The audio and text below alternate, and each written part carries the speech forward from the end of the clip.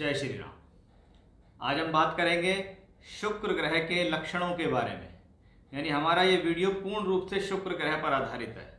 इस वीडियो को वो लोग भी देख सकते हैं जिनके पास अपनी जन्म पत्रिका नहीं है, क्योंकि सिर्फ और सिर्फ लक्षणों के आधार पर आप कैसे पता लगा सकते हैं कि शुक्र ग्रह आपके लिए शुभ है या नहीं, या जन्म पत्रिका में शुभ है या नहीं, या जिनके पास जन्म पत्रिका नहीं है उनके लिए कैसा पता लगे कि मेरा शुक्र खराब है या अच्छा है, और उस खराब शुक्र को अच्छे बनाने के लिए क्या उपाय कर सकते हैं, और अगर शुक्र अच्छे हैं तो वो मुझे जीवन में क्या क्या दे रहे हैं।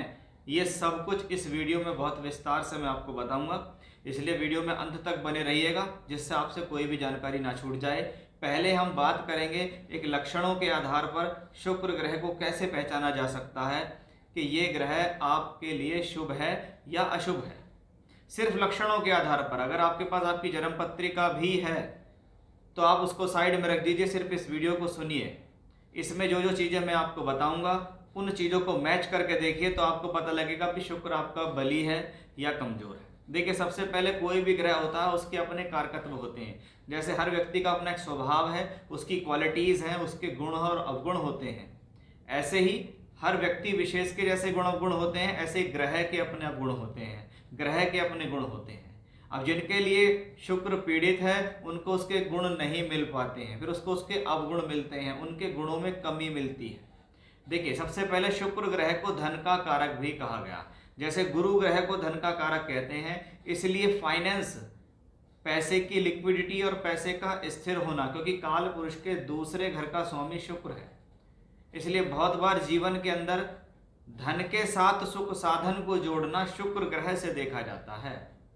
अगर आप अपने जीवन में फाइनेंशियल क्राइसिस को महसूस करते हैं, अगर आप अपने जीवन में महसूस करते हैं कि भाई पैसा आ रहा है लेकिन पैसा रुकता नहीं है, क्योंकि दूसरा घर, काल पुरुष का दूसरा घर धन को एकत्रित करने का है कि मैंने पैसा कमाया, मैंने पैसा बचाया और मैंने उसे सेव किया।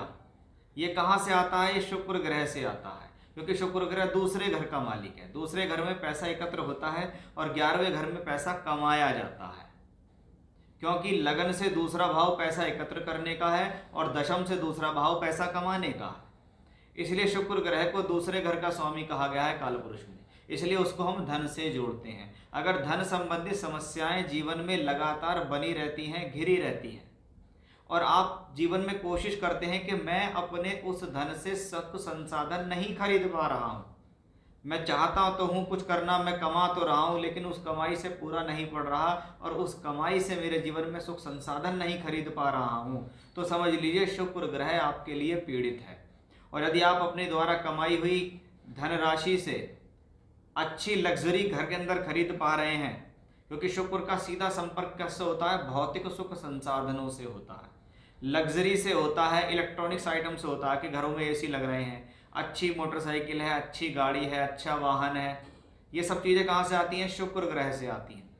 और जब तक पैसा नहीं होगा तो ये चीज़ें खरीदी नहीं जाएंगी। यानी पैसा होके शुक्र के संसाधन अगर आप खरीद पा रहे हैं तो शुक्र बली है। नहीं खरीद पा रहे हैं, उनको भी लोन से खरीद रहे हैं और लोन से भरते भरते भरते आप कर्ज में हो गए हैं, तो आपका शुक्र पीड़ित है, वो शुक्र सुविधा नहीं दे रहा। अब शुक्र को भौतिक सुख संसाधन कहा गया कि घर के अंदर आए दिन इलेक्ट्रॉनिक्स आइटम्स खराब होते रहते हैं।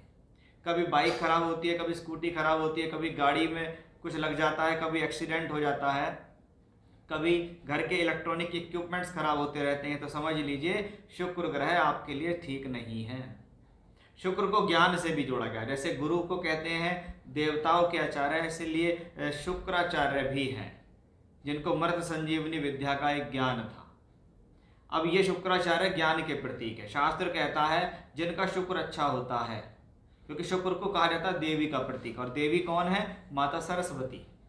इसलिए ज्ञान के प्रतीक में जिन लोगों के शुक्र बहुत बली होते हैं उनकी शिक्षा अच्छी होती है, विद्या बुद्धि ज्ञान अच्छा होता है, उनकी पकड़ अच्छी होती है।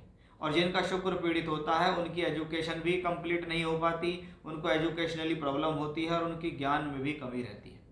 सुंदरता का कारक है, भाई दूसरा घर है, काल पुरुष के दूसरे घर का स्वामी है शुक्र, और दूसरे घर में क्या होता है? हमारा चेहरा। जिन लोगों को चेहरे पे लगातार कुछ ना कुछ प्रॉब्लम्स रहती हैं, कील हो गया, मुहासे हो गए, या उनकी स्किन खराब हो रही है, स्किन में अट्रैक्शन नहीं है, सुंदरता नहीं है, चेहरा हमेशा से रुग्ण है, मुरझाया हुआ है, चेहरे पे कोई चमक नहीं है, तो समझ लीजिए कहीं ना कहीं शुक्र ग्रह उनका पीड़ित है, क्योंकि शुक्र उस प्रकार की चमक देता है। बॉडी के अंदर छुपा हुआ तत्व होता है शुक्र ग्रह। जब बॉडी अंदर से ही क्लियर नहीं है तो बाहर से कैसे क्लियर होगी? भाई आपके अगर ब्लड में प्रॉब्लम है, आपके अंदर प्रॉब्लम है, तभी वो बीमारी निकल के आती है। इसलिए कहा जाता है बॉडी में अंदरूनी कमियों को ठीक करें तो शायद बीमारियां ठीक हों। और प्रॉब्लम आपको स्किन पे हो रही है, आप ऊपर उसके लगाए जा रहे हैं, लेकिन वो ठीक नहीं हो रहा क्योंकि अंदरूनी रूप से ठीक नहीं है। इसलिए उस अंदरूनी बीमारी को देने का कारक ग्रह शुक्र है। इसलिए शुगर एक बीमारी ऐसी है, डायबिटीज़ एक ऐसी बीमारी है जो अंदरूनी रूप से होती है। और अंदरूनी रूप से बीमारी का मतलब है कि शुक्र अगर हॉरोस्कोप में पीड़ित है, शुक्र अगर आपके लिए पीड़ित है, शुक्र ग्रह बहुत ज़्यादा पीड़ित है, तो आपकी डायबिटीज़ कंट्रोल नहीं रहेगी, आपकी डायबिटीज़ रहेगी आपको हमेशा, और वो बढ़ती रहेगी। ये भी शुक्र ग्रह से आता है। यही आपकी ग्रह आपकी सुंदरता में कमी करता है। और वहीं शुक्र ग्रह आपका बली है, शुक्र ग्रह आपका मजबूत है, तो आप डायबिटिक भी नहीं है, आपकी सुंदरता भी है, आपके चेहरे पर आकर्षण भी है, आपको देख के लोग मिलते हैं, बात करते हैं। आँखों से संबंधित ज्योति, मैंने अभी कहा था जो चीज़ दिखती नहीं है वो शुक्र है। आँखों का जो रेटिना है, जो रोशनी है, हम देख पाते हैं लेकिन उस रोशनी को हम पकड़ नहीं पाते हैं कि एक्चुअली आ कहाँ से रही है, ये भी शुक्र से है। जिन लोगों के लिए बहुत चश्मा लग गया है, जल्दी हैवी लेंस का चश्मा लग गया है, उनको बहुत धुंधला दिखाई देता है, आंखों की प्रॉब्लम लगातार पीड़ित कर रही है, दांतों की प्रॉब्लम पीड़ित कर रही है, मुख से संबंधित प्रॉब्लम पीड़ित कर रही है, तो समझ लीजिए शुक्र ग्रह खराब है। इसके विपरीत अगर ये सब चीज़ें ठीक हैं तो बहुत क्या होता है, 60 साल 70 साल तक भी लोग चश्मे का प्रयोग नहीं कर रहे हैं। इसका मतलब उनका शुक्र बढ़िया है। अब शुक्र ग्रह को कहा जाता है काल पुरुष के सप्तम भाव का स्वामी, यानी सप्तम भाव विवाह और वैवाहिक संबंध। अगर आपकी शादी नहीं हो रही है, आपकी शादी में लगातार डिले हो रहा है, लगातार देरी हो जा रही है, रिश्ते आ रहे हैं, बात नहीं बन रही है, रिश्ता आया, रिश्ते में बात बनी, रिश्ता टूट गया, सगाई टूट गई, पहली शादी हुई ब्रेक हो गई, दूसरी शादी हुई ब्रेक हो गई, लगातार मैरिड लाइफ में प्रॉब्लम्स चल रही हैं, तो शुक्र ग्रह पीड़ित है। वो शुक्र ग्रह आपके लिए शुभ नहीं है, वो शुक्र ग्रह आपको लगातार प्रॉब्लम दिए जा रहा है। इसलिए शुक्र ग्रह को क्या कहते हैं, ब्यूटी ऑफ मैरिज। अब होता क्या है, शादी होना एक अलग बात है, लेकिन शादी में शादी जैसा सुख मिलना एक अलग बात है। आपकी शादी तो ग्रहों ने करा दी, लेकिन आपका शुक्र पीड़ित है, और शुक्र पीड़ित है तो क्या हुआ, हस्बैंड वाइफ के बीच में लगातार मतभेद हैं, मनभेद हैं, क्लैशेज हैं, और वो क्लैशेज बढ़ते बढ़ते बढ़ते ऐसा होगा कि आपने डिसाइड कर लिया मुझे तो तलाक ही लेना है, मुझे तो साथ रहना ही नहीं है। ये है ब्यूटी ऑफ मैरिज का खराब होना। इसलिए शुक्र ग्रह को स्त्री और पुरुष दोनों की कुंडली में देखा जाता है कि भैया ब्यूटी ऑफ मैरिज किसकी अच्छी है, किसकी खराब है। अगर ब्यूटी ऑफ मैरिज खराब है तो ऐसे व्यक्ति को कभी भी वैवाहिक सुख नहीं मिलेगा। यानी देखा जाए तो स्त्री के लिए पुरुष और पुरुष के लिए स्त्री का सुख नहीं मिलेगा। शुक्र को क्या कहा जाता है, बेडरूम का कारक। अगर शुक्र आपका पीड़ित है तो बहुत बार क्या होता है, आपकी बेडरूम की लाइफ डिस्टर्बेंस होती है। खास तौर पर पुरुष के अंदर ये देखा जाता है कि अगर शुक्र आपके लिए खराब है तो आपको पुरुष ग्रंथि से संबंधित रोग होते हैं। जितने भी पुरुषों से संबंधित रोग होते हैं वो सब शुक्र पे डिपेंडेंट होते हैं। अगर आपके साथ ऐसी कोई समस्या चल रही है तो आप समझ लीजिए आपका शुक्र ग्रह खराब है। आपकी मैरिड लाइफ खराब है, शुक्र पीड़ित है। आपकी मैरिड लाइफ में डिस्टर्बेंस है, शुक्र पीड़ित है। वैवाहिक जीवन ठीक नहीं है, जीवन साथी के साथ बनती नहीं है, विवाह का सुख नहीं मिल रहा, एक बार शादी हो गई, दूसरी भी शादी हो गई, फिर भी उसमें सुख नहीं मिल रहा, तो उस प्रॉब्लम का निदान निकालो पहले, क्योंकि शुक्र आपका डिस्टर्ब है। वो शुक्र ठीक करो तो ही वो ठीक होगा। इसके विपरीत जीवन साथी बहुत अच्छा है, वैवाहिक जीवन बड़ा आनंदमय है, जीवन साथी कमाने वाला है, ससुराल पक्ष से अच्छा सहयोग है। जीवन साथी जब आया घर में आपके पास तो वो गाड़ी भी लेकर आया, पैसा भी लेकर आया, सब कुछ सुख संपन्नता उसने आपको दी, तो यानी शुक्र ग्रह आपका बली है। यानी वो स्थिति अपने आप में भौतिक है, उसमें भौतिक सुख भी मिलेंगे, स्त्री का सुख या पति का सुख भी मिलेगा, सुख संसाधनों का सुख मिलेगा, बेडरूम का सुख मिलेगा।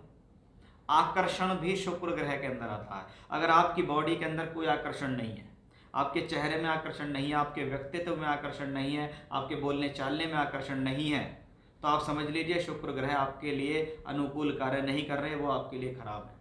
और आपका आकर्षण अच्छा है, आपकी बोलचाल अच्छी है, आप देखने में अच्छे हैं, आपके ऊपर तत्व अच्छे हैं या आप देखने में अट्रैक्ट लगते हैं तो समझ लीजिए आपका शुक्र बेहतर है।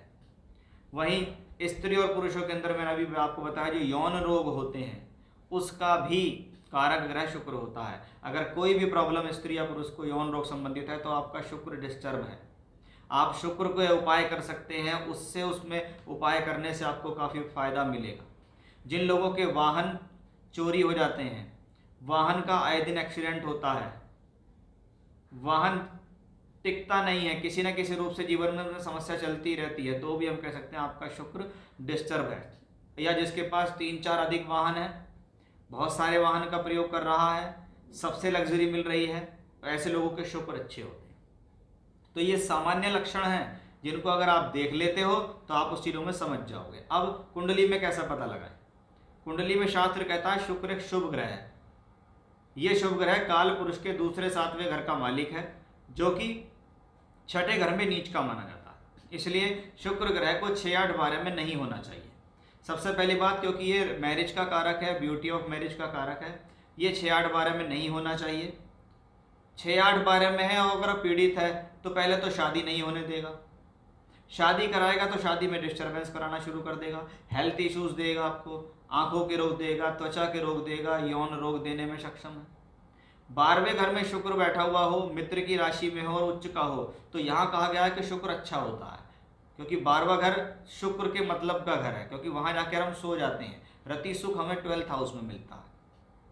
तो 12वें घर में अगर शुक्र ग्रह बैठ गया है, मित्र की राशि में बैठ गया, शुभ ग्रहों से दृष्ट है, उच्च का है, स्वराशि का है, तो शुक्र ग्रह को बली माना जाता है। उसके विपरीत वो 6-8-12 में पीड़ित है तो वो बहुत प्रॉब्लम्स आपको देने में सक्षम है। साथ ही साथ शुक्र ग्रह अगर कुंडली में नीच का है और उसका नीचभंग राजयोग नहीं है तो ऐसा शुक्र भी अच्छा नहीं माना जाता। शुक्र ग्रह अगर लगन कुंडली में नीच का पीड़ित है और नवमांश में भी वो पीड़ित हो गया है तो इसका मतलब ऐसा ग्रह शुक्र की दशा में व्यक्ति से बहुत ज़्यादा एफर्ट्स कराएगा, बहुत ज़्यादा परेशान कराएगा, बहुत ज़्यादा तकलीफ़ें देगा। ऐसे में कहा जाता है कि अगर शादी से संबंधित स्थिति हो तो वो पहले तो शादी होती ही नहीं है, और अगर वो शादी किसी तरीके से हो गई तो उस शादी में शादी जैसा सुख भी नहीं मिलता है। इसलिए ग्रह को बल को देखने के लिए महर्षि पराशर जी ने कहा है कि भैया ग्रह का बल नवमांश में जरूर देखें। शुक्र आपका लगन कुंडली में पीड़ित है, नवमांश में बली है तो शुक्र के अंदर बल बढ़ गया। शुक्र आपका लगन कुंडली में आपको दिख रहा है कि उच्चकार स्वराशि का, लेकिन नवमांश में वो बहुत पीड़ित हो गया, तो ऐसे ग्रह का बल देखने में लगता है लेकिन मिलता नहीं है। शुक्र ग्रह का राहु केतु से क्लोज होना अच्छा नहीं माना जाता।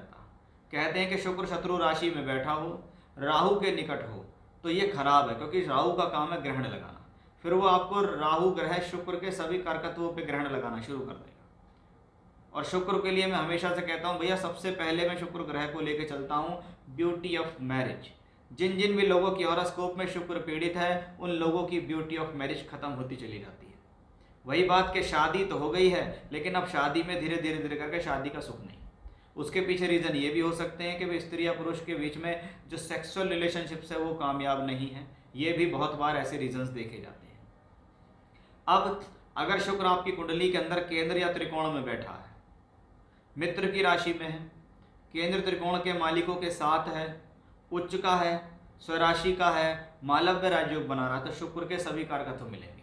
जैसे जैसे उम्र चलेगी लग्जरीज बढ़ती चली जाएगी, भौतिक सुख संसाधन मिलेंगे, अच्छा घर मिलेगा, चल अचल संपत्ति मिलेगी, वाहन सुख मिलेगी, अच्छा खाना, अच्छा पहनना, जो मन में सोच लिया वैसा ही होता चला गया। और साथ में अगर ऐसे शुक्र ग्रह की दशा भी आ जाए, वो लगन कुंडली में बहुत मजबूत है, वो नवमांश में भी बली है, तो कहते हैं ऐसा व्यक्ति राजाओं जैसा जीवन बिताता है। उसको बहुत सारी लग्जरी जीवन में प्राप्त होती है, वो जीवन में सभी प्रकार के सुख संसाधन मिलता है। उसकी पत्नी भी बहुत सुंदर होती है, उसका पति भी बड़ा सुंदर होता है, अच्छा पैसा कमाने वाला, अच्छे सुख संसाधनों को लेने वाला होता है। अब जिन लोगों की कुंडली के अंदर या नॉर्मल तौर पे उनका शुक्र पीड़ित है, जितने भी लक्षण मैंने आपको बताया और वो लक्षण आपको दिखाई देते हैं, तो आप ये उपाय जो मैं आपको बता रहा हूँ ये कर सकते हैं। देखिए, शुक्र को देवी प्रतीक कहा गया। अगर आपको लगता है कि आप एजुकेशन पढ़ रहे हैं और एजुकेशन में आपको प्रॉब्लम चल रही है, तो देवी के प्रतीक में माता लक्ष्मी की पूजा, माता सरस्वती की पूजा कर सकते हैं। आपको डर लगता है, आपको परेशानी होती है, आपके मन में चिंता है, आप माता काली की पूजा कर सकते हैं। आप संकटों से घिरे हुए हैं, आप शत्रुओं से घिरे हुए हैं, तो आप माता बंगलामुखी की पूजा कर सकते हैं। आप धन से संबंधित प्रॉब्लम्स में हैं तो माता लक्ष्मी की पूजा कर सकते हैं। आप श्री सूक्तम का पाठ कर सकते हैं। आप रोग से परेशान हैं तो आप देवी कवच का पाठ कर सकते हैं। ये बहुत अपने आप में अच्छा है, यानी जैसी आपकी स्थितियाँ वैसी आपके सॉल्यूशंस। मेन देवी का प्रतीक है, आप किसी भी एक देवी को अपना इष्ट मानकर उसकी पूजा पाठ करनी शुरू कीजिए। शुक्रवार के व्रत रख सकते हैं, घर के अंदर सुख संपन्नता आती है वैभव लक्ष्मी के व्रत रखने से, ये आपके लिए बहुत शुभ है। स्त्रियों का सम्मान करना, मान लीजिए आपके घर में कोई स्त्री है, बुआ है, बहन है, बेटी है, माता है, मौसी है, इनको सम्मान दीजिए, इनको अपनी तरफ से कुछ दीजिए तो शुक्र ग्रह आपका बली होगा। साथ ही साथ शुक्र ग्रह का बीज मंत्र करना भी शुभ माना जाता है। आप ओम शुम शुक्राय नमः बीज मंत्र की माला का जाप भी नित्य प्रतिदिन कर सकते हैं, 3 माला या 5 माला, तो ये भी आपके लिए बेहद शुभ रहेगा। तो ये थे वो उपाय जिनको करने से आप अपनी गर्भस्थी को बचा सकते हैं, या अपने जीवन की प्रॉब्लम्स को बचा सकते हैं, या शुक्र से संबंधित तत्व जिनका सुख आपको नहीं मिल रहा है उन सबको मजबूत कर सकते हैं और जीवन में आगे बढ़ सकते हैं। तो ये था शुक्र के लक्षणों को देखकर कैसे पता लगाएं सामान्य और कुंडली के तौर पर कि वो आपके लिए शुभ है या अशुभ है। जय श्री राम।